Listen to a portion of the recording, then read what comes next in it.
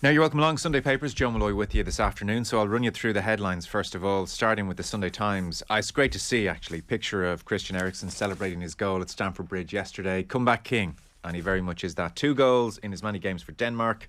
Now Eriksen fires home as Brentford beat Chelsea for the first time since 1939. So that's their lead picture in the Sunday Times. Beside that, Cork GAA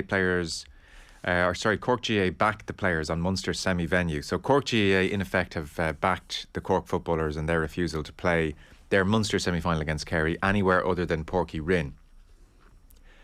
So there is a standoff here between Cork GAA and the Munster Council. In effect, Ed Sheeran's playing at Páirc Uí Chaoimh, so that's not available. Cork want to move the game to Páirc Uí Rinn, which has a reduced capacity at the moment of 11,000, which is deemed not good enough. And so there's talks of moving the game to Killarney. But in a statement on Thursday night, the Cork players insisted they would only play the match as scheduled May 7th, Páirc Uí Rinn. They say the decision to take the game to Killarney is driven by the financial benefits resulting from a larger crowd. We feel this reasoning sets a bad precedent. Now, if an agreement, writes Mick Foley on the front page here, if an agreement cannot be reached, then Cork will concede a walkover to Kerry for the first time in Championship history and move directly into the All-Ireland qualifiers. So that is definitely a brewing story at the moment. The Sun then has Matt Doherty. These comments are across the papers, actually. Bus stopped. It's Matt Doherty in advance of today's game against Newcastle for Spurs. He's reflecting on his low point, really, in a Spurs jersey, and it came last year, an away trip to Aston Villa when he wasn't even a substitute. And this is at a time when, given there was COVID, you could have quite large squads, 21 players plus on the bench. And he was told by Ledley King getting off the bus that you're not on the bench today, and so you actually have to stay on the bus. You're not allowed in the dressing room because of COVID protocol. So he sat on the bus and had a long think about things. Genuinely, I was so close to just getting in the car and just going to the Irish International. There was an Irish International get-together that evening in Manchester. I'm glad I didn't. It wouldn't have been professional. But that's Doherty, and that was the final weeks of the Mourinho era when things weren't going well for him. Front page of the Sunday Independent, there was the league hurling final last night. Bennett leads Rebel rout. The front page there. That's Stephen Bennett, who scored 211 for Waterford against Cork last night to win the Allianz Hurling League title.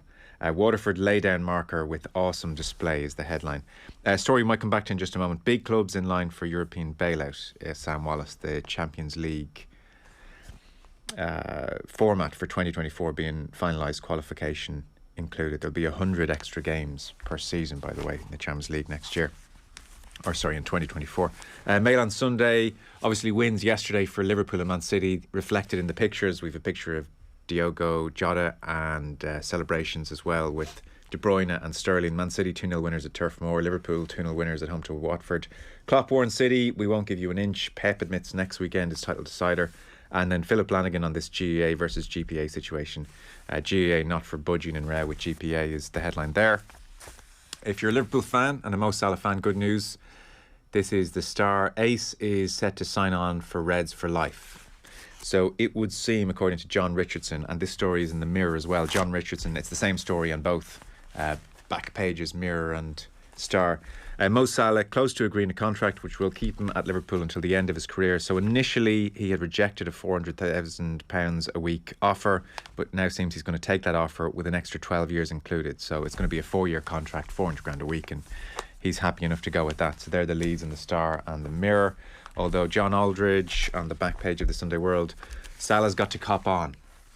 This is probably, he hadn't quite realised Salah was on the brink of signing. He said his alarming form was notable yesterday. Salah's had his worst game in a Liverpool jersey at Anfield, and it's a massive concern heading into the biggest month of the season. He feels that it's got to be linked to the contract situation. Isn't that very odd take, Joe, in that it's not that long that there was a lot of talk of England players suffering a Euros hangover, and that this lingered for months.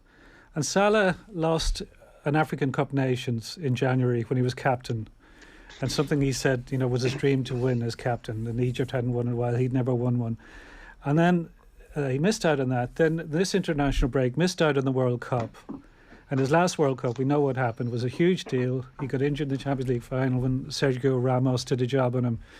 Wasn't able to start the first game, wasn't fit when he did play. and now he's missed out again. And he's come back from a long trip and he doesn't play particularly well, but it's supposedly about his contract. Like, he is human. Like, surely you take a few days to process. Like, this was a huge deal getting into a World Cup, but you're suddenly supposed to be at your best. I just think that kind of judgmental stuff is just mad. Yeah, completely agree. It says, well, I don't have the exact quotes from Aldridge, but Aldo telling the Sunday World that the Egyptian's contract standoff is now affecting his performances.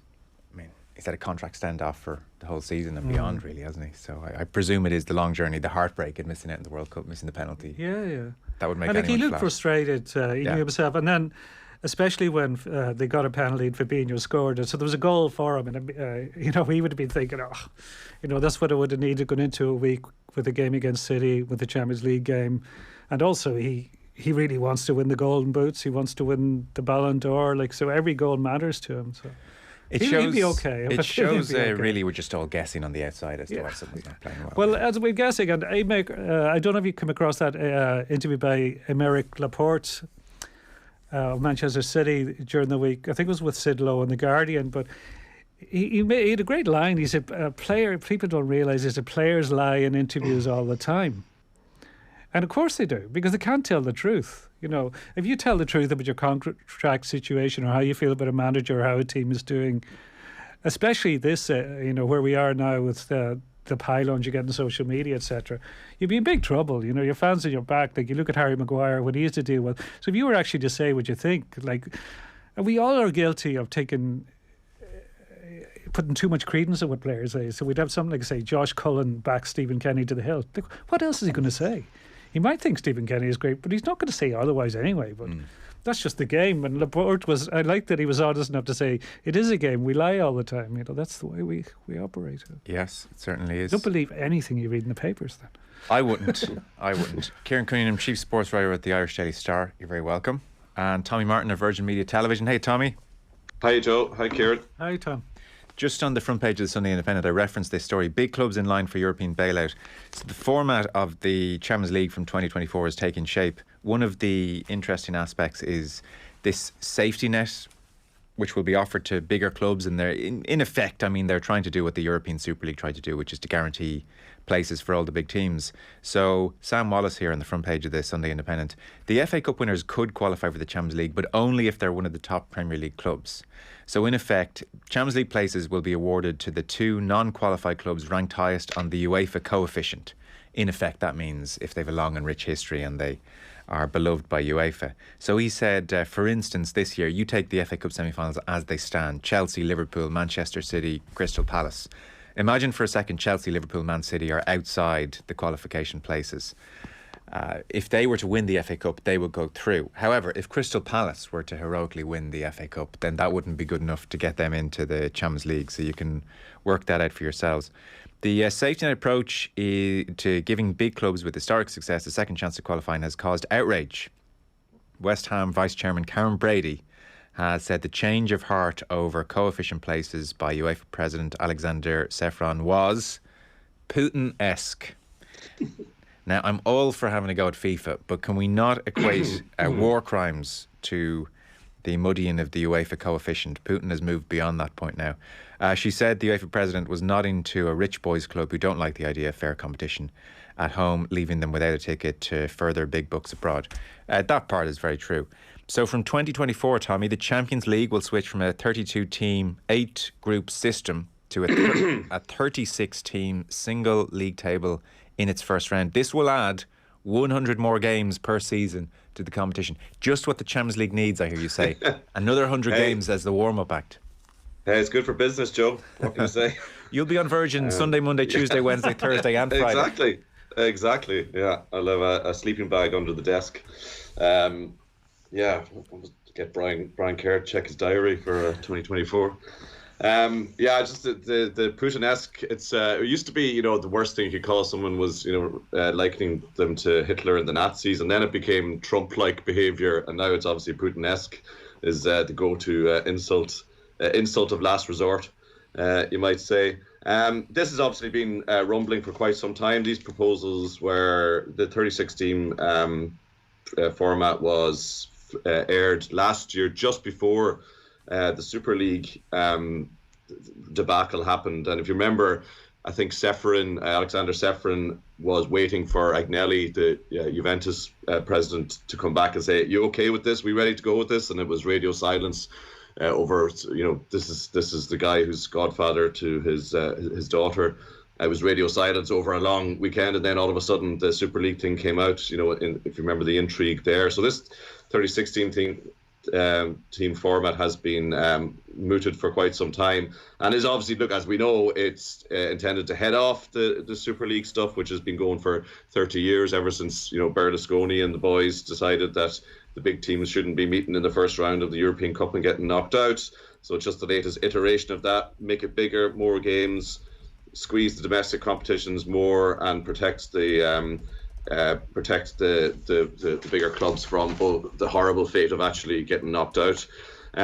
So the 2-team safety net thing is the one that's really abhorrent, because it's directly sort of links back to what was most egregious about the Super League for most people, which was the lack of competitive integrity, where the Super League was ring fenced for a certain number of teams. This is a kind of a nod to that, which is obviously why the likes of Karen Brady of West Ham and the sort of hypothetical Crystal Palace example rings so negatively to our ears, that you would think that the whole integrity of sporting competition could be just dashed off for the sake of keeping an entitled, moneyed, spoiled group of clubs who really what they should be doing, what the right thing to do would be to address the distribution of revenues and look at controlling costs and agent fees and player salaries. But instead, they're going for this ever increasing expansion growth. We need to get bigger, and it's like a metaphor for human society. It's like why don't we look at actually controlling what we consume rather than looking to consume more? So it's all part of that same sort of argument. But the kicker to me, though, of the piece, and we do tend to get our knickers in a knot about these sort of stories, is the last sentence there, where it says, applying the new rules being proposed to last season, Shakhtar Donetsk and Lyon would have qualified. So it's not, when you see it like that, it's like, it's not quite, like, it's clearly wrong if Shakhtar Donetsk and Lyon haven't qualified by their own merit. But, a sort of a bumper Champions League, or a bloated Champions League with Shakhtar Donetsk and Lyon, it's a bit like, all right, okay.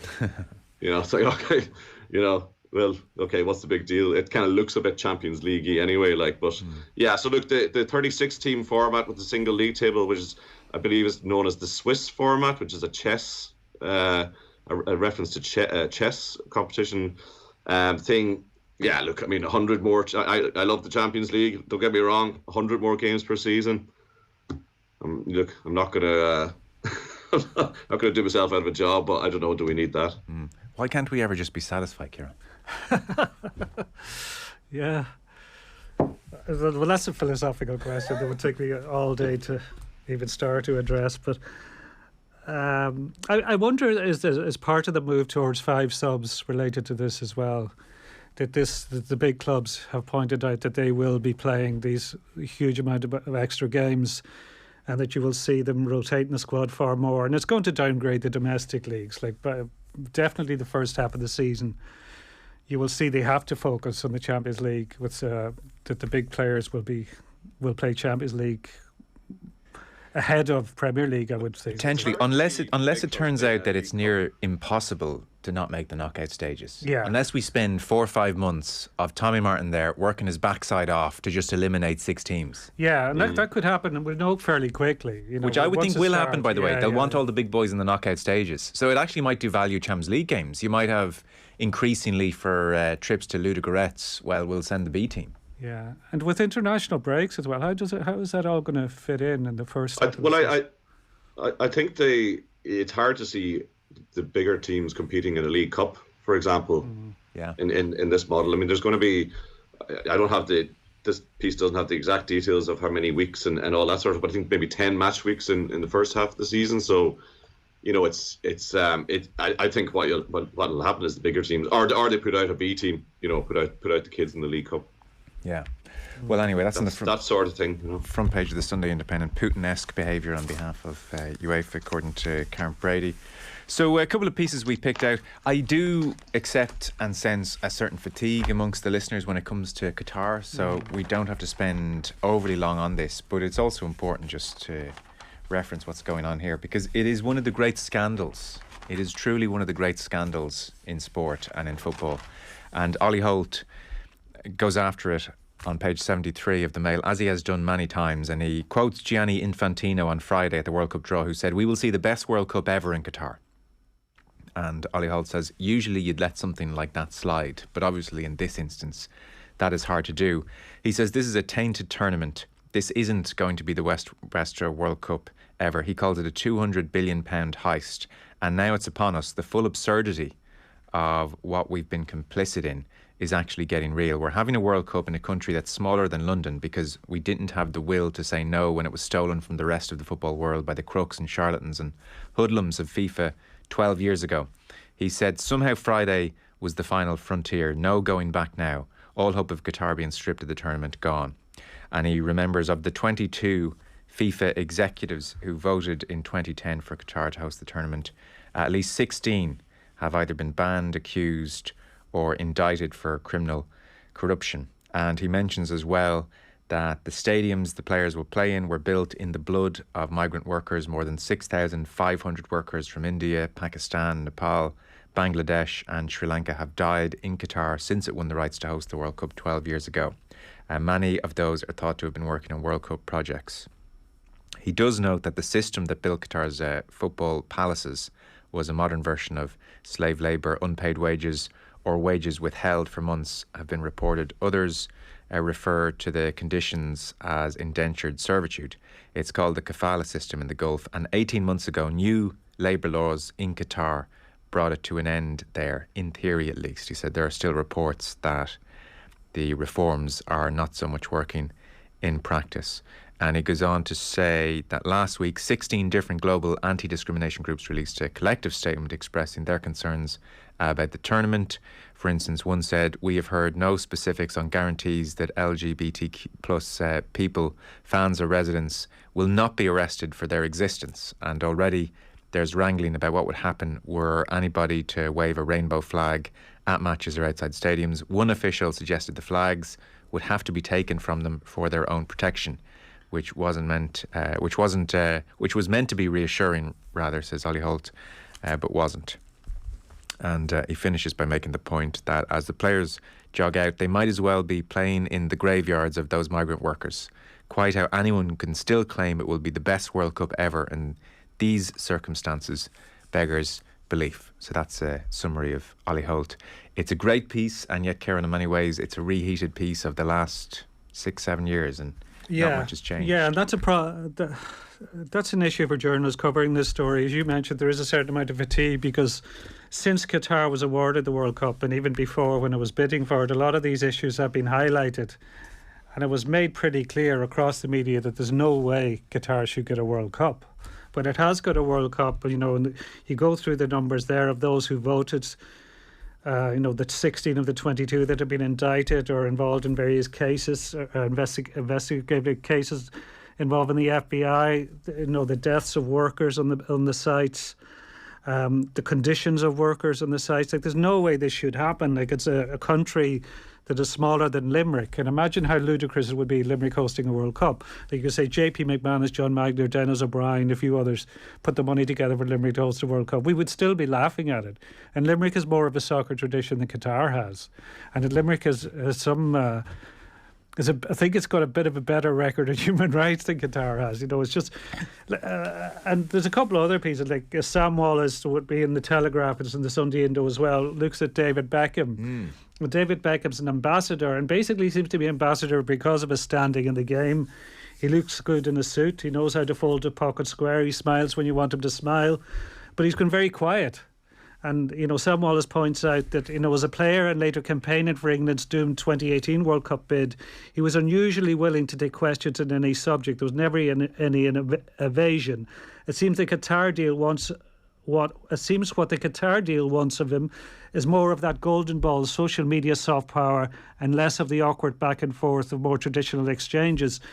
And on the same spread, there's a piece of Jonathan Wilson that was originally that's in the Observer as well, and he points out how striking it's been striking how aggressive some of the people in Qatar involved in this have been over the past couple of days, with the Secretary General of the Supreme Committee for Delivery and Legacy, Hassan Al-Tawadi, telling the President of the Norwegian Football Federation, Lisa Klaveness, to educate herself after she suggested that the migrant workers injured, the families of those that died, must be cared for. And Jonathan Wilson makes a very good point. That process of education might be easier if journalists, such as the Norwegian film crew arrested last November, weren't subject to intimidation when they tried to report on such issues. Now, we're going to see a lot more of this in the run-up to Qatar and once the tournament starts. And it's a difficult one for journalists in that they will get criticised for going there. Like, people say, how can you write about it as a football tournament and say it shouldn't take place there and then still go? But you still have to do your job. But if you go there as part of your job, you have to write about the reality of Qatar and why this decision is wrong. And it's probably the worst decision since the Berlin Olympics in terms of where a major tournament should go. Like, it's a disaster for the sport. Yeah, it's a disgrace. Beckham, by the way, a 15-year deal, £150 million is the point. And he was in last week before all the journalists arrived for the World Cup draw and then got out. And his Instagram feed was awash with various pictures and images of Qatar at its finest. And that seems to be the deal there with David Beckham. So Sam Wallace writing about that in The Telegraph. Tommy, on the broader situation, I heard Gary Neville speaking on his podcast yesterday, I think, and he made an interesting point. He said, really, on the December point, which has been ridiculed generally, he said, I mean, if football is serious about going all around the world and going to Middle Eastern states, then there's probably going to be a World Cup in a December every 20 odd years, just in the interest of moving this thing around the world. And I thought that was a fair observation and a fair point. And if we do that, if you're going to certain countries where their beliefs are going to chafe quite dramatically with ours, then there is always going to be that tension there, and states move at different paces and hold different beliefs, and that is problematic, and that is tricky first up, and that's not going to go away anytime soon. But the real disgrace here, the non-negotiable, is that 6,500 workers have died and thousands of others have been treated so appallingly, like truly appallingly, under FIFA's watch. That is the part that is utterly unacceptable here. Yeah, like the thing about the November-December World Cup, I find that by some distance the most forgivable thing about the Qatar thing. As you say, it's a case of get over it, adjust the season, and the idea of having a summer World Cup is inherently based on European power structures that we're so used to, and probably, I mean, in the mountain of guff that Gianni Infantino spoke the other day, the fact that it is the first World Cup in a Muslim country and in the Arab world is something that you kind of say, okay, get that. That is probably something that represents a milestone. But look, as you say, all these pieces, and you touched on it there, Kieran. You do end up amounting to, here, let us list again, once again, all the reasons, all the absolutely horrendous reasons why this World Cup, from the corruption at the get-go to the deaths of the migrant workers to the situation for LGBTQ+, to women's rights, treatment of dissidents, whistleblowers within the Qatari system, and the media crews who are arrested when trying to report. You end up listing, all those sort of things over and over again. But you kind of have to, because the Sam Wallace piece about Beckham and the absolute, the ludicrous. I mean, that's that line that Oliver Holt opens his piece with Gianni Infantino saying, "We will see the best World Cup ever in Qatar." That's replaced. Remember how Pele used to, I reckon, Scotland could win this World Cup. He used to predict every team was going to win the World Cup. That sort of replaced that as the standard copy and paste FIFA line for every World Cup now, and not to even kind of go have any sort of self-awareness or even a modicum of shame about what they've done. probably one of the best pieces about this, just get away from the sort of listing all the terrible reasons, to try and counter the Infantinos and the Beckham PR guff machine, was Barney Ronay in the Guardian yesterday, I think it was. And it pointed to the point that Jonathan Wilson makes, it nodded to that there's been a shift in tone from the Qataris this week, and it has been a less conciliatory tone, whereas until now it's been sort of, look at all the reforms we're doing, this is going to be great, we're doing everything, we're consulting, we're making life is a lot better now. This week it's been a case of like, tough shit, World Cup's here, deal with it. The president of the Norwegian FA was basically told to, educate yourself. If I'm right, I think I'm right in saying that that's like MMA, cryptocurrency, and now the Qatar World Cup that use the phrase "educate yourself" whenever the face of critics. But Barney Ronay's piece was sort of an overarching look at Qatar, basically saying, tough guys, this is happening, and it's happening because we have the world, by the balls because of natural gas, just as Russia had the world in the same way because of fossil fuel power and influence. And it's almost like, what we're seeing in the world now and in our homes and in our energy bills and with the situation in Russia and how it's all tangled in. Sport is so entangled with that this Qatar just sitting back there with their arms folded going, tough, you're here because we have this power. And all your whining about human rights and migrant workers, so what? You're here now. And it's a really kind of chilling kind of moment, in sport and in politics as well. Eamon Sweeney, back page of the Sunday Independent. Kieran, I know this caught your eye. Real battle starts now for Kenny is the headline. Obviously, the week that was, Ireland had their friendlies against Belgium and Lithuania. So he says, Stephen Kenny's not been a success as Ireland manager, but he hasn't been a failure either. A year and a half into his reign, the cases for and against Kenny remain unproven. And he makes a good point, I think. It feels like Kenny's been in charge for much longer than he actually has. That's because he is the marriage equality referendum of managers, inspiring arguments whose intensity is only partly related to the issue at hand. In the eyes of both his fiercest detractors and his most loyal supporters, Stephen Kenny stands for something greater than himself. As W.H. Auden said about Sigmund Freud, the former Dundalk manager is no more a person now, but a whole climate of opinion, which is a hell of an opening. So he notes that these days it's Kenny's supporters who are the ones in full cry as opposed to early on in the tenure. They are no more balanced, he says, though, than their opposite numbers were earlier on when things weren't going well. Their belief is that the new manager must be defended at every opportunity or the FAI could sack him and no Irish team will ever again be allowed to play the ball out from the back.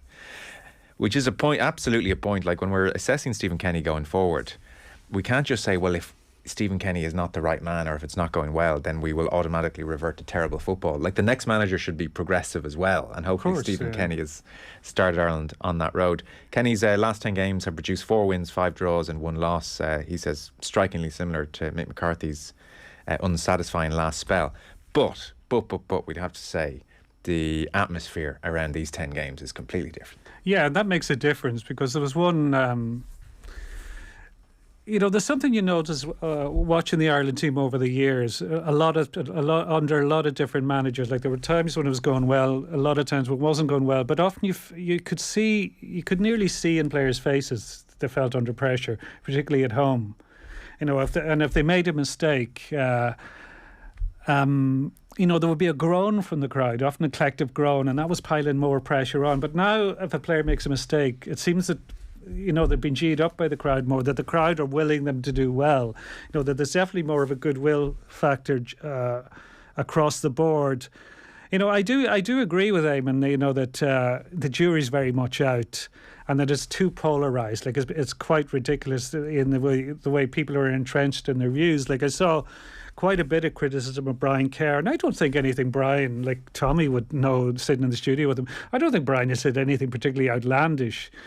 He's more or less pointed out the teams Ireland have beaten under Kenny are teams you would always expect to beat, and there's been a few decent moments, there's been a few that aren't. Like if a Troy Parrott goal was sensational, it was great to see, it's one of the great Ireland goals, But other than that, there was an awful game. Like, it's been talked about far too much and written about far too much. Ultimately, doesn't matter. Like, it's nature bores a vacuum, and so does the sports media. And like, how many hours this week have Off the Ball talked about Ireland v Lithuania?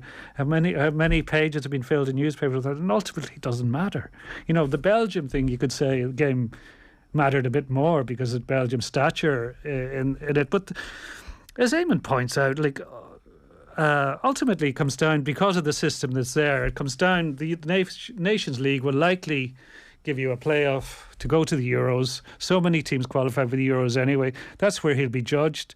More than likely get the Euros, he'll be judged as a success. But you do look at Canada are going to the World Cup, Ecuador are going to the World Cup, look at North Macedonia beating Italy. You're playing, a lot of countries have, you know, gone down the road of things that Ireland are talking about doing or are doing now. And they've been doing it for quite a while. You're always playing catch up. And just because, you know, Kenny's doing the right thing, and there's a lot of right things been done at other levels with coaches like Tom Mohan and Jim Crawford, but no, that's the, you know, there's dozens of countries doing that. Yeah. You know, so I'd be very much on the fence with Stephen Kenny. I like the guy, and I hope he does well, but I wouldn't buy into any messiah complex that some people have with him, that he's the answer and he is the man. Eamon Sweeney goes on to just talk about some of the players. For instance, he says Ireland's biggest bonus has been the goal scoring form of Callum Robinson and Chidozie Ogbene. After years of worrying about the lack of a striking threat, we now possess a duo who scored 9 goals in their last 6 games. In a way, that does worry me. That feels like unrepeatable form on both fronts, and I sincerely hope I'm wrong, but that doesn't seem likely. Yeah, well, to when continue. you look at Robinson, has struggled at club level for a long time, and Ogbene is playing League One in a very different role. I know that. You know, he's not an attacking. He's a wing back rather than an attacking player. So Ogbene will likely get a move up the ranks, like probably to a reasonable championship club. So it'll be interesting to see how he does consistently there. Like, there have been a lot of Irish players over the years who've been streaky, who've had a run of 5 or 6 games, and they look the answer. Like David Connolly was once compared to Gerd Müller after scoring a hat-trick against Liechtenstein. You know, but it didn't work out for him. I like David Connolly, and I know he contributed to your show, but he wasn't Gerd Müller. So, you know, we can get carried away when players hit a streak of form. He goes on to say John Egan, Shane Duffy have excelled at centre back, and certainly, like, Kenny's done remarkably well on both fronts there. And you would say Ogbene was given a chance when he mightn't have been under previous managers. Of the midfield situation, Josh Cullen, all the praise largely stems from his relative efficiency compared to those around him. I think that's harsh in Cullen. I think he's better than just efficient. He's efficient in a very impressive way. Conor Howard, Jeff Hendrick, Jason Malumbi have failed to convince. Again, I would disagree on that one. We all have our quibbles. I think Jeff Hendrick has now convinced. He's definitely one that Kenny has improved. Massively. And he makes the point on Troy Parrott then. So obviously outstanding goal. Since then, the young striker, since his move from under Mourinho, since then the young striker's played 70 games for Millwall, Ipswich, MK Dons, and scored 8 goals. The future of Tuesday's match winner is far from certain. Yeah, but he is 20. You know, True. Given that, you know, he is 20 years old. I think he does have a lot to prove, because so many prodigies here never fulfil their potential. Like, it's often the guys that weren't mapped, you know, that have ended up having really decent Ireland careers, that the guys that were most hyped in their late teens, early 20s never kicked on. Yeah. No, there's been a few exceptions like Robbie Keane and Damien Duff, for example, but I hope it works for Parrott. You know, that goal might do a lot of good for him, you know, I hope so. Tommy, Stephen Kenny's been afforded a huge amount of latitude amongst the Irish footballing public, because they understand he's bringing in lots of young players and he's trying to reinvigorate the style of football, and therefore people have been very forgiving. I would say Brian Kerr has taken a slightly more pragmatic view of the whole thing and been less forgiving. What's been your view at the centre of all that? I think I think Eamon Sweeney's piece is really acutely observed, because there is a lot more than just the nuts and bolts of the performances that goes into the pro and anti-Kenny camps. Like, and a big part of that is there is a climate in Irish football that is, you know, partially the fallout from the Delaney era disaster, partially to do with, you know, the fall off in our traditional talent production system, which was like ship them off to England and let them develop them, and obviously Brexit playing into all that. and there is a kind of a nativist sort of maybe it's I mean people are perceiving a sort of slight uptick in interest in the League of Ireland as well. And there is a kind of a nativist sort of will to that Irish football, that better, that something can be done here. And I kind of wonder, kind of fear a lot of it is wishful thinking because the sheer lack of investment. And we might go on to talk about Mick Dawson and Leinster Rugby in a moment, but you think of the investment that they have, the sheer lack of investment in Irish football, that I wonder is a lot of the aspirations kind of wishful thinking. When we talk about when Brian Kerr's analysis of it, it obviously comes from somebody who's done the job before and knows how bloody hard international football is. And I always think, I think I've said it before on here, like you always say, you go in, you have a great idea, but the other crowd, they have a plan as well. And they're generally decent. Most international teams you play are generally decent. They're the best of that country's lot that they've mustered together, and it's bloody hard. And I think there was a bit of naivety, and as well as the COVID and the squad situation and everything that went into his first time. I think he learned a lot of lessons in the first 6 months. And the fairness is putting them in. Just to note, by the way, I think Brian's attitude has always been to judge what he sees in front of him very sort of very clearly and try to be without not getting into the sort of talk that Eamon Sweeney is about bigger issues. Just to note, by the way, he was there, Brian, last Saturday as a guest of the FAI. The great détente has been completed, and I think he said it was the first time in 16 years being sort of within the bosom of the FAI as part of the centenary thing. It was presented on the pitch with a number of other legends at halftime, but he was very impressed with what he saw last Saturday. In terms of the organisation of the team, he was really impressed. The pressing that they did and the way that they, I think, to answer the question about Robinson and Ogbene, and can we rely on them to score goals? It looks like the way they've come up with to answer the lack of a Robbie Keane is by trying to commit more numbers into forward areas. And you can see certainly with the second goals, with both goals actually, a lot of it was we had 6 or 7 bodies around the box and kept the sustained pressure and yielded goals. So that is positive. Yeah, that is positive. Yeah. Well, I think Kerr's early question marks over the approach have been completely vindicated by the subsequent 10, 12 games after Luxembourg, where things did become more pragmatic. It did show that there was a naivety about the early approach. So I thought he was spot on. Even if you remember the early games, how Mick McCarthy was vilified for saying we need crosses into the box. And I was celebrating the Alan Brown goal as being a fantastic goal, which came from a cross and a header. And on the crosses into the box point, okay, we don't want them launched from halfway line diagonals, but look at Man City, look at Liverpool. They're crossing machines. Yeah. That's the whole ethos. So let's press on then. That's Stephen Kenny, and obviously no qualification at stake this year, Nations League come June. Matt Doherty, by the way, just to briefly mention that, so it's across the board here because he's been talking to various people in advance of the game. He's always pretty open, Matt Doherty, whenever he does media, and so proved in this instance. Reborn Doherty relishes Spurs' role, for instance. This is Paul Rowan's treatment of it. So he was just remembering the Nadir, which was a year ago, and in effect this was after Spurs had been dumped out of the Europa League. Jose Mourinho's not happy, and he makes a point by putting 16-year-old Alfie Devine on the bench ahead of him. And it was left to one of the coaches, Ledley King, to tell Doherty as he was about to get off the bus that he was being left behind in the car park until the game started because COVID regulations prevented him from entering the dressing room if he wasn't in the matchday squad. Doherty says, I was just sat on my own on the bus. I was so close to just getting in the car because Ireland were meeting in Manchester. I didn't in the end. I decided I'd stay and watch the game and then go. I'm glad. It's just not that professional, is it, to do that? No disrespect to kids. Doesn't say to the kid in question, just no disrespect to kids generally here. But there were kids on the bench. Obviously, he was trying to prove a point to everybody, not just for me. And Mourinho was sacked the following month. Says of Conte, that this guy is just meticulous. At home, you now don't dip into that sweet drawer. And I'm sure everybody has. You're getting weighed before a game. You've got some body fat testing coming up, so you want to be switched on. You don't want to give him any excuses. You want to be ready for him. Says he's learned loads tactically. And it is great to have Matt Doherty reborn, because I thought it was looking very ominous last year, I have to say. He was bereft of confidence and fitness and was only moving one way, and that was further down the Premier League. His next move was going down. I mean, Part of the reason as well, this is why Mourinho is flattering to the sea for about a decade. Like, there is a way to build up a player who has proven himself to be Premier League quality in Matt Doherty, and then there is a way to completely sever the relationship. And I would say forcing a pro in his mid-20s who's got an international break coming up to go on the drive all the way up to Birmingham and not tell him, when you know you're going to do this, not tell him until he's about to get off the bus, and then not even tell him yourself. Send Ledley King over to say, by the way, you have to stay in the bus for the next few hours as punishment for I'm not sure what, because he wasn't even playing in that Europa League game.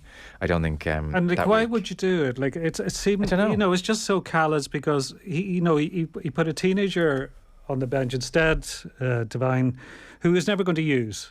No. So all it's going to do, like, it was going to do nothing for Devine, but it was going to really hurt Doherty. Like, it was publicly humiliating him, and it was, he must have known it would hurt his relationship between player and manager, and maybe player and club, and maybe cause Doherty to question his future. So why on earth do you do it? And it's something we've seen with Mourinho on number of occasions. You question the motivation because it's such a strange way to operate. Yeah, bizarre, Tommy, isn't it? Yeah, but it's his modus operandi, as you say. Certainly, I mean, in contrast to his first few years, when, if you remember at Chelsea, you hear Damien Duff talk about, like, he still loves him, still loves the gaffer, as he'd say, like,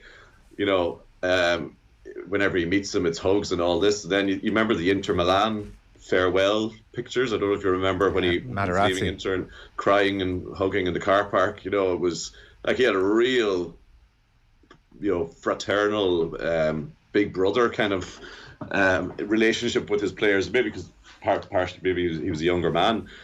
And then, as you say, the last decades, it's been this sort of embittered, point scoring, cruel sort of approach. And I don't know whether it's a case of, like, have the players changed in that time, where maybe he was doing this sort of thing when he was younger, and players sort of still had a little bit of that School of Hard Knocks ability to kind of, like, oh, he's just doing that to G me up. I mean, maybe that's what he was trying to do with Doherty. Maybe I'll put you down to your lowest low and see if you can respond and build yourself back up. But it just doesn't seem to chime at all with anything that that any of the top managers do. I mean, you look at Pep Guardiola with players like Sterling and Bernardo Silva, and there's been players there who kind of have been left out of teams at times, and it's been put up to them, and they've responded. So you just kind of wonder what behind the scenes is the dynamic there. Is it a different? I doubt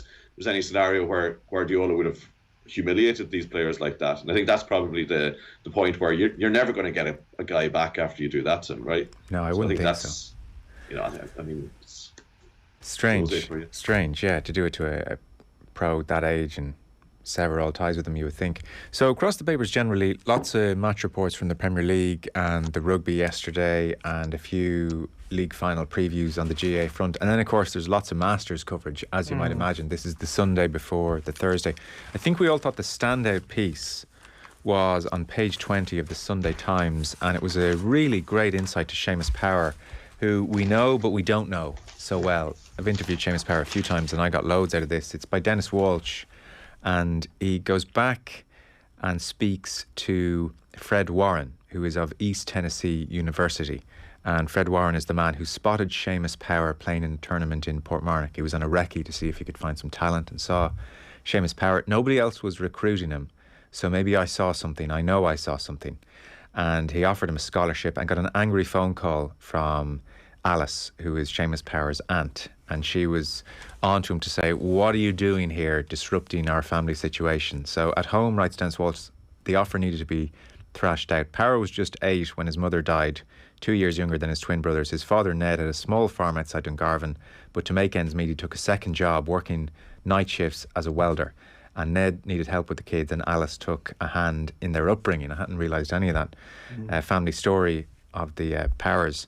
Mrs. Power was a brilliant student, and Alice was worried that this meddling golf scholarship might torpedo his education. Warren listened carefully. Alice asked for a full syllabus to be sent out so she could look, and a few days on after, a couple of months went by, and Warren had said he didn't want to get involved in the family situation. A few days later, Alice called again, asked Warren to send her every course catalogue and syllabus he could find. The next call came a couple of weeks later. So she requests the syllabus, and then next call comes a couple of weeks later. And she said, according to Warren, I want you to know you have my blessing. You have a beautiful campus. I said, what do you mean? Have you been here? She said, yes, I have a niece in Charlotte, North Carolina. I flew over and I drove to see your university. So Alice was not messing around, is what's going on here. And what Fred Warren remembers, in 41 years running golf programmes, none of Warren's students had ever chosen accounting, which is what Seamus Power had chosen. I had a lot of business majors, finance, management, but accounting's a lot harder. Standard in the school is very high. When Seamus told me he was going to major in accounting, I said, Seamus, that takes a lot of time. It's a really hard major. He said, I'll be fine.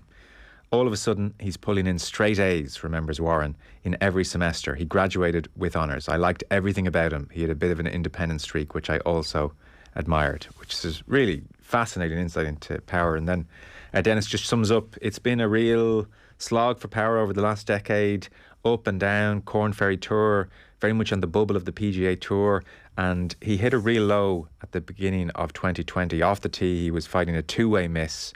It was so destructive, he was outside the top 170 on tour for driving accuracy, and his coach is Ken Guilford, who says he's worked really, really hard as well on his wedges. There would have been a time when he could be standing in the middle of a fairway with a wedge and put it 40 feet from the hole. That's not tour quality.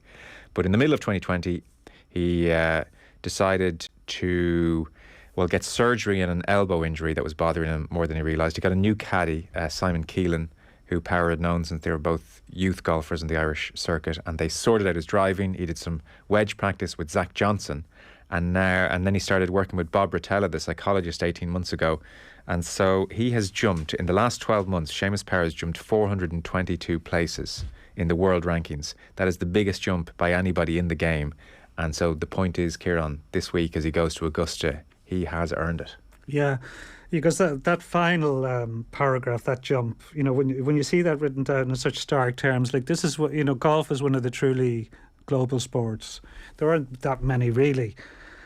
And when you think about what was involved to make that kind of jump, that's up there with any achievement by across the board in Irish sport, and it comes under the radar because there isn't a major, or there aren't loads of titles.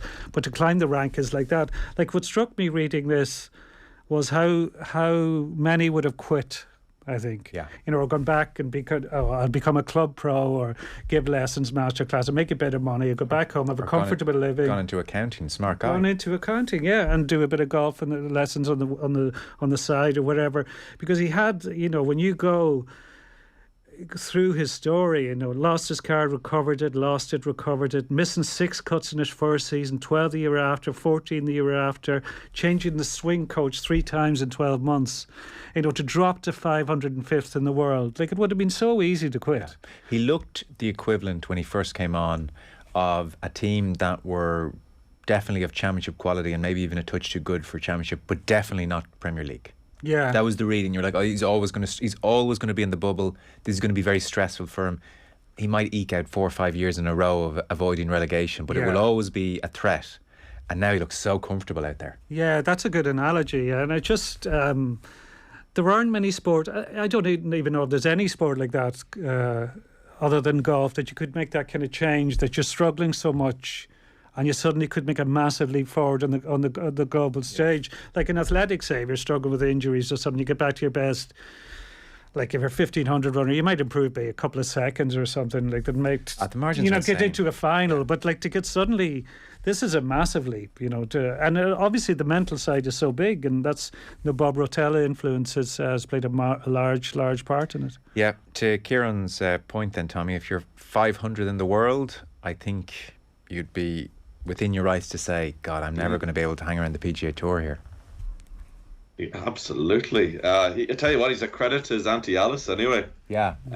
She comes across very well as well, doesn't she? No messing. Very well. Yeah, but my God, he like you obviously would have known a lot more about him. I knew very little about him, other than he'd gone over to America to college and stayed over there. And I think that sentence by his Fred Warren from the Tennessee University, that he had an independent streak and he had an inner confidence. Like we're talking about Matt Doherty being left on the bus, as a bouncing back from a low point. Like this guy he must just have he must just have a strength and a belief there that really does mark him out as special. You know, whatever the mechanics of the game that he worked with and improved his driving and worked with Bob Rotella, but to actually have that belief, to be 35 and still thinking, and only now it's happened for him, like that is, yeah, you know. He's served his apprenticeship there. That's so it's so admirable. Well, I think tomorrow he'll enjoy his drive up Magnolia Lane. I mean, that's going to be an amazing moment for him. Yeah, so keep an eye out for him at Augusta. There's loads of the usual preview pieces. A couple looking back to Woods 25 years on from his win in '97. David Walsh, Kieran, is noting the absence of Phil Mickelson. I mean, if a month ago you told people that Phil Mickelson wouldn't be at the Masters and Tiger Woods would, you'd have had healthy odds, I can tell you that. Yeah. So in the space of 60 days, the last 60 days, he's lost all his sponsors, he's blown up his reputation. David Walsh touches on, in effect, his leveraging the PGA Tour and working with the Saudis, even though, as he said in what he thought were off the record comments, that I know they execute people over there for being gay, I know they killed a journalist, I know they're scary mother effers, but this is a once in a lifetime opportunity, he said, to leverage the tour. And by the way, this is a tour which has made him about $800 million. Yeah, no, it's it's an interesting piece because more kind of what it hints at, and it hints, because Phil Mickelson is somebody who's made a huge amount of money out of golf, and he's made a lot of money out of the Saudi Association, but there are he has had gambling issues. I think that's been documented, and David Walsh goes through some of the figures, goes through some of his investments that worked out very badly for him. One which worked out very well because the FAI investigated it and he was forced to pay everything back and then some. And Billy Walters was involved, who did go to jail for insider trading. So, but we're talking like he charts gambling losses in the millions here, because people have wondered what is Phil's motivation of late, all this, this hunt for money. And other pieces have documented how he sold his private jet a couple of years ago, and he's behaving like a man in need of a payday. Yeah, but it's backfired. And often you don't know that with professional sport, because I've seen different examples. Like you wouldn't name them for obvious reasons, but there's people you see taking gigs, and you wonder why they're doing. Like, it could be a punditry gig, it could be something in management or coaching. You think, do they really need to do that, given all they've earned in the career? But then, either through gambling or bad investments or a mixture of both, they've ended up, basically on their uppers. Like, you just make the assumption, that the money's always going to be there. And there's actually a lot of research into retired footballers in England, and the amount that are bankrupt at 40 is staggering. It's really common. So. Well, no, Phil Mickelson, he hasn't been officially suspended, but the sense is he absolutely has, and equally the sense is the powers that be at Augusta have politely let him know it might be best if he took a break this year. So we'll see where Mickelson emerges again. It could well be on this Saudi tour that Greg Norman has launched, first event in June. Would not be shocked if that's where he pops up. You mentioned Mick Dawson, Tommy. So when other sporting administrators and CEOs were hogging the limelight for much of the last 20 years, Mick Dawson was quietly building a revolution at Leinster. He's signing off. He's speaking to a couple of journalists. Anything grab you in it? Yeah, loads grab me in this, actually. I obviously full of admiration for the job that's been done at Leinster.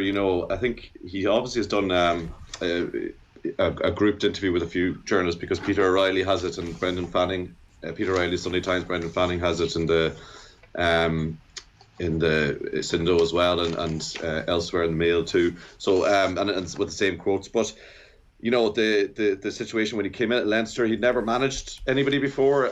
He was a stockbroker in Davies, stockbrokers, and applied for the job seemingly just for a bit of a change, and learned the ropes as he went along. But Leinster now has a staff of over 200 top quality facilities and an annual turnover of around 19 million. Let me just find, because I think because Brendan Fanning quotes what they started off when he first came into it. It was they maybe had a turnover of, they had 30 players and the turnover was 1.5 million. That was it, and they were operating in Donnybrook, which was also the home of two separate rugby clubs, and You know, people were giving out when he wanted to go to Lansdowne Road for Heineken Cup semi-finals, and you know, they were saying, "Oh, we'll have it at, keep the matches in Donnybrook." But he obviously had the vision to say, "Look, we need to go bigger, we need to go better, we need to make it a big event." What does come through to me though in these pieces with Mick Dawson is the sheer the financial clout that the sort of Leinster rugby world can call on, and it's no harm to this guy. You know, he's obviously well connected. You know, I think Peter Wright talks about an impeccable contacts book of wealthy individuals that he was able to call on. David Shoebotham, a friend and former stockbroker, put 2.2 million towards the building of Leinster's training and admin base in UCD. Close pals like Paul Coulson and the Wall brothers, Niall and David, funded the building of the Ken Wall Centre of Excellence in Donnybrook. And I just think, like, I don't begrudge, Leinster Rugby anything about how they do their business. And they also talk about the relationship with the schools and the invaluable job that's, how he had to manage that relationship, because at first schools like Blackrock pulled players from a Leinster match because they had a big game coming up and they had to manage that relationship so that it worked. But now you look at St. Michael's, it has been a phenomenon. Now he does say that we don't want kids all coming from the same background, and we've divided the province into 5 regions and have centres of excellence, etc. So they are conscious of broadening out that sort of talent base. But it does tell you. I'm just thinking about, say, we were talking about League of Ireland and lack of investment. What could Irish soccer do with that sort of tap of investment from corporate Ireland that seems to be so accessible for Irish rugby, certainly for the Leinster side of things, and it does all feel a little bit like, he comes across really well. He comes across like really amiable, good, calm-headed guy through, good stories about dealing with Michael Cheika and Joe Schmidt, putting the stars on the badge, which Joe Schmidt hated, but he stuck to his guns.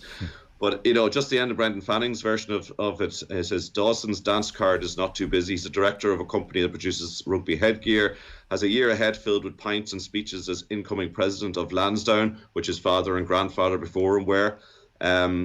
Neither sounds too taxing. Not really, but I'm available for action. Any soft directorships where you don't have to do a lot of work, he smiles.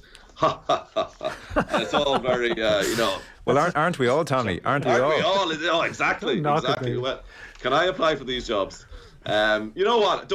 Listen, he's done a great job. They've become a fantastic, franchise, inverted commas, with an Irish sport. But the sort of milieu for them is one that not many other parts of Irish sport are, can sort of even dream of, and they made the most of it. That's very fair and on the money, I think. Yeah, well, on the money, literally. But it's the case across.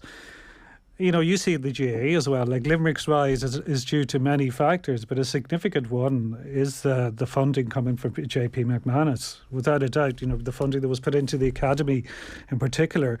Like, Tommy will remember Jim McGuinness in Donegal. Like, Jim McGuinness basically drew up a list of the wealthiest people he knew of from Donegal. Like, a lot of them lived in UK or America, and he literally knocked on their door and looked for money for it, because you need money to be competitive. And it might be an issue with Irish soccer because people don't like talking about class, but generally it's been a working class sport, similar to boxing, which often struggles to get funding as well. Like, there's a famous line by Billy Morton, who Morton Stadium in Santry is named after, and he said the problem with the FAI is there's too many bicycles outside Merrion Square, meaning their old headquarters. There was a huge amount of snobbery in that statement, but they didn't have the business connections. Like, it's harder for somebody in Finn Harps to get money than somebody from Donegal GA to get money.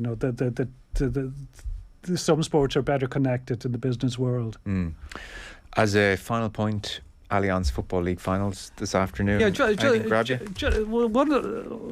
general point to make is that nothing grabbed me. All right, okay. Because it really struck me, of the better pieces, Cillian O'Connor piece on his influence by Michael Foley in the Sunday Times. But what struck me generally, as a general overview, and this applies across the board, in the daily papers, across radio programmes, across online, the coverage has been quite tired. Like, we talk so much about how the league is the best competition. This football league has been great, and the last weekend was so dramatic.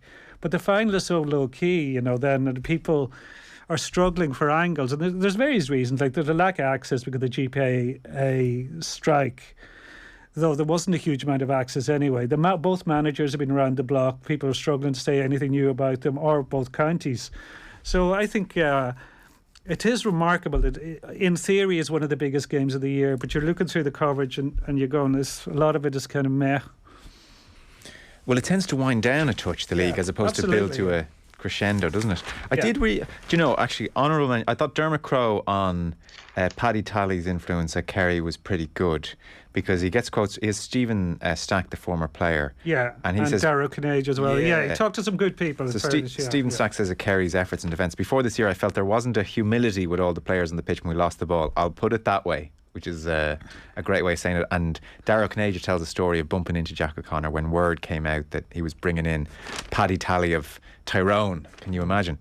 And Darragh remember saying to him, "You're going to get a bit of stick about Paddy Talley, probably." Jack did not give a flying F. Were there reservations, he asked. I said, just you'd be back in West Kerry and you'd hear someone saying, what are they bringing him down for? And the response was, the only question you need to ask is he good at his job? And but even on that, that's very familiar from Jack O'Connor, because Jack O'Connor, when he first became manager, like it's all in his book, Keys to the Kingdom. He said he scoured the Ulster Council coaching manuals because he wanted to find out how the Ulster teams were so good defensively. He met with Dominic Corrigan to get tips on how to adopt a more northern style. He effectively recruited Paul Galvin because he wanted a Brian Dooher type player in his team. So he's like, the Paddy Talley thing is nothing new with Jack O'Connor. 20 years ago he was thinking the same way. Yeah, interesting.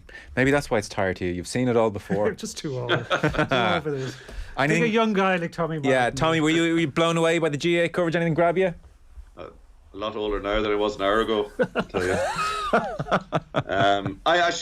The Dermot Crowe piece I thought was really interesting as well, for that reason that I still can't believe in 2022 that Kerry forwards are sniffy about putting in a couple of tackles. Like, I just thought that was remarkable, really. Like, I just thought it was a given, and maybe they'd argue with that, but seems to be certainly something they perceived in the county, and that Jack O'Connor, obviously item number one on his agenda, let's get Paddy Talley in, like the man who's like Mr.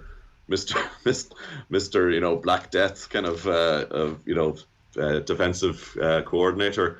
But it's funny. I just thought it was remarkable, because it's kind of, in modern football, it's sort of the basic. I was doing a thing with Mickey Whelan and Pat Gilroy involved and with Vincent's there last week, and just about how first thing they had to do was try and get these wonderfully talented forwards to put in a bit of a shift to get tackling. And like, Mickey Whelan's genius was with the games based training, and he come up with this thing where everybody had to take two solos before they release the ball, and it encouraged the forwards to think, oh, I might actually get it, because he has to take a solo. So it just set a little spark into their minds to start to be more inclined to tackle. And I'm sure plenty other reasons as well, but just that was such a focus of them back in 08, 09, 10, and eventually 11, paying fruit, and for a decade then resulted. I just couldn't believe that's still a thing in Kerry, that they would feel that we can just get by on our talent, which is, if that's the case, we'll see if it turns around this year. Yeah, we sure will. Fellas, we were out of time. Thank you so much. Much appreciated. Kieran Cunningham, Chief Sports Writer with the Irish Daily Star. Thank you, Kieran. Thanks. And Tommy Martin from Virgin Media Television. Cheers, Tommy. Thanks, Joe. Thanks, Kieran. Bye-bye.